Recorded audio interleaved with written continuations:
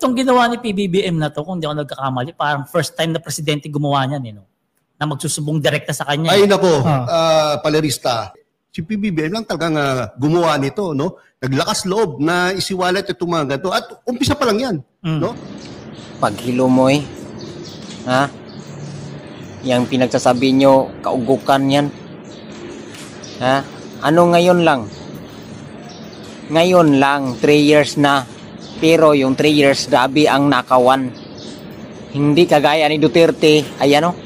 Pangulong Rodrigo Duterte bumuo ng komisyon na magpapalakas sa kampanya ng pamahalaan laban sa katiwalian.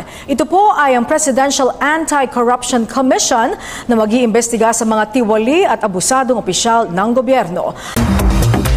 But let me be very brutal and frank to you all. Corruption must stop now. And I would address to all Filipinos who want to do something for your country and never had the opportunity because walang yung nagyayaya sa inyo. Ngayon na ninyo gawin kasi ako na. Ayaw ko talaga ng corruption. It makes me sick. Nilagdaan ni Pangulong Rodrigo Duterte ang Executive Order 43 para sa pagbuo ng Presidential Anti-Corruption Commission. Alinsunod dito sa hangarin ng Pangulo na linisin ang bansa laban sa mga umaabuso sa kaban ng bayan.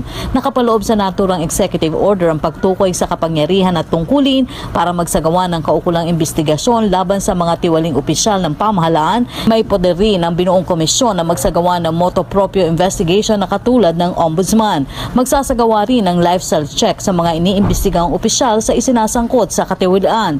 Isinasaad rin sa binuong komisyon ang kapangyarihan nito na magpatupad ng suspensyon sa inirereklamo sa sandaling sampahanan ng kaso. Nilagdaan ng Pangulo ang EO 43 nitong Miyerkules, October 4. All state agencies until the end of his term in 2022. Justice Secretary Menardo Guevara said they have already received at least 60 corruption complaints over the past few weeks. Well, we start with customs. Customs I terminated about 72. Immigration 62.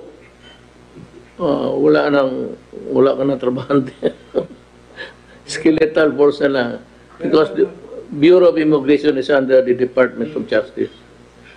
Marami na akong sinibak. And sa PhilHealth, there will be another round of dismissal. Kinukompleto lang nila yung investigation. I do not condemn you. I give you the presumption of innocence, just like the congressman. It so happens that your name was cropped up during an investigation. Trabaho, mga 14 na na-relieve. And meron kaming ongoing naman, meron din kaming mga complaints sa aming task force against corruption. So yun ang ginagawa din namin ngayon. At humingi din kami ng tulong sa mga ibang ehensya para magkaroon ng case build-up sa mga complaints. So tuloy-tuloy naman po at tingin ko in the very malapit na po makakaroon pa kami ng mas maraming accomplishments. Ayan, hindi nyo nakikita, ayan, bulag kayo. Ha? Si Duterte, pagkakaupo pa lang, ha? May panukala agad siya na lahat mga kurap imbestigahan. Kay Bongbong Marcos, tignan mo yan. Pangontra sa korupsyon, yan po ang mandato ng Presidential Anti-Corruption Commission or PACC. Kaya si Greco Belhica na dating namuno sa ahensya nagulat sa desisyon ni Pangulong Bongbong Marcos na buwagin ito. Nasa front ng balitang yan si Maricel Halili. Sa bisa ng Executive Order No. 1 ni Pangulong Bongbong Marcos, binuwag niya ang Presidential Anti-Corruption Commission o PACC. Ang komisyon yan ay binuo ni dating Pangulong Rodrigo Duterte para tiyaking mapapanagot ang mga opisyal ng gobyerno na sangkot sa korupsyon. Katunayan, mula ng matatagang PACC, mahigit 13,000 kaso ng korupsyon ang naimbestigahan. 154 ang isinampang kaso sa hukuman, 24 na ikulong at mahigit 800 ang nasibak. Kaya naman nagulat ang dating PACC chairman na si Greco Belhica sa desisyon ni PBBM na buwagin ang komisyon. Importante rin daw sa pagbangon ng ekonomiya ang pagsisigurong walang nagnanakaw sa kaban ng bayan. Tignan nyo. Kakaupo pa lang, tinanggal niya. Ibig sabihin, gusto niya ng nakawan. Tabugok kayong tatlo sus.